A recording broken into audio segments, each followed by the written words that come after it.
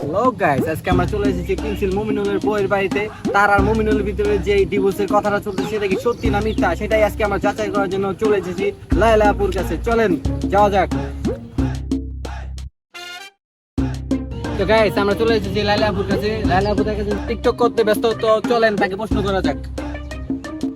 তো লায়লা আপু, একটু টিকটক করা বন্ধ করেন, আপনাদের কিছু প্রশ্ন করতে আসছি আমরা, ঠিক আছে? আর রাখেন, আগে বৈশাল বৈশা তারপরে কথাবার্তা কই। তো চলেন বসেন।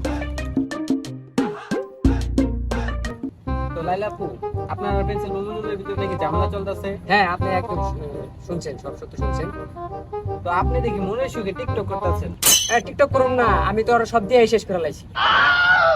আরে ভুল বুঝেন না, মানে আমার ধন সম্পদ সবই দিয়ে দিছি ওরে। ওরে তো আমি কম দেই নাই আমার ধন সম্পদ, বুঝেন নাই? তো আমি শুনলাম পেন্সিল মুমিনুল আর আপনি নাকি একটু কখনো থাকেন নাই। আরে থাকবো কেমনে, ও তো পারেই না। মানে আপনি জ্বালা যন্ত্রণা ঘরেই থাকা পারে না, সারাদিন বাইরে থাকে, বুঝেন নাই? তো আপনার নাকি ডিভোর্স হতে চলছে? ওই বানানোর লগে থাকবো কেডা? ওই চুলালা গুয়ালা চুলালার লগে থাকবো কেডা? ও তো আমার চুষা খেয়ে লাইছে। হ্যাঁ, খাইছে মানে? মানে আমার টাকা সম্পদ ধন সম্পদ সবকিছু চুষা খেয়ে লাইছে। গুলশানে নাকি ওর নামে একটা বাড়ি করে দিছেন? দিছি তো, আরো যাইবার লইছে। কার কিনা দিছি, ওরা আইপ্যাড কিনা দিছি, একটা আইফোন কিনা দিছি। হ্যাঁ, ওরা কেউ আগে চিনতো? ওই টুকাই রেখেও চিনতো আগে? চিন্তামি তো চিনবই তো। আরে ও তো চুলের ভিতরে গু কালার করে বানরের মতো রাস্তার ভিতরে দাইয়া দাইয়া করে নাচতো। তো আপনি নাকি পেন্সিল মুমিনুলের বিভিন্ন জায়গা থেকে প্রোটেক্ট করছেন?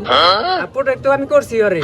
ও যখন বাড়ি থেকে বাইরে হইতো, রাস্তাঘাটে যখন চলাফেরা করতো, দলে দলে মানুষ মারবার লেগে আইতো, আমি লাইলি ওর জীবন আহার পর থেকে ওর আর কেউ হাত দেওয়ার সাহস পায় না। তো পেন্সিল মুমিনুলের মানিজ্যত নাকি আপনার লেগে কমে যেতেছে? ওই টুকাইয়ের মান সমান আসলো কবে? রাস্তার ভিতরে গু কালার চুল নিয়ে বানরের মতো নাচলেই সেলিব্রিটি হওয়া যায় না। আমি লাইলার লিগে ও সেলিব্রিটি হয়েছে, বুঝতে হবে বিষয়টা। তো আপনাদের মাঝে কি আর হবে না? কি কর না কন, কি হইব না? আরে মানে সম্পর্ক ঠিক হবে না? ও না, আর সম্পর্ক হইব না। আর আমি এবার ডিভোর্স দিয়ে দিই। এর আগের বারের মতো তো আবার ডিভোর্সের কথা বইলা পরে আবার একটা বন্ধুর সাথে মিট আপ করে আবার সব ঠিক করে বলাইবেন না তো? এবার আর কোনো মিটাপে কোনো কাম হইব না একবারে, বুঝেন না? আমি ডিভোর্স দিয়ে দিব এবার কনফার্ম। তো দর্শক, আপনারা দেখলেন পেন্সিল মুমিনুলের বউ যা বললো সবই তো আপনারা শুনলেন, ঠিক আছে? তো আপু, তাই আপনার কষ্ট দিলাম, আজকে আমরা আসি। আইসেন, শুনে শুনে আমি বাড়িতে থাকি একা। তো গাইস, আপনারা তো দেখলেন পেন্সিল মুমিনুলের বউয়ের বক্তব্য। তো এখন আমরা পেন্সিল মুমিনুলের কাছে যাব নেক্সট পার্টে, ঠিক আছে?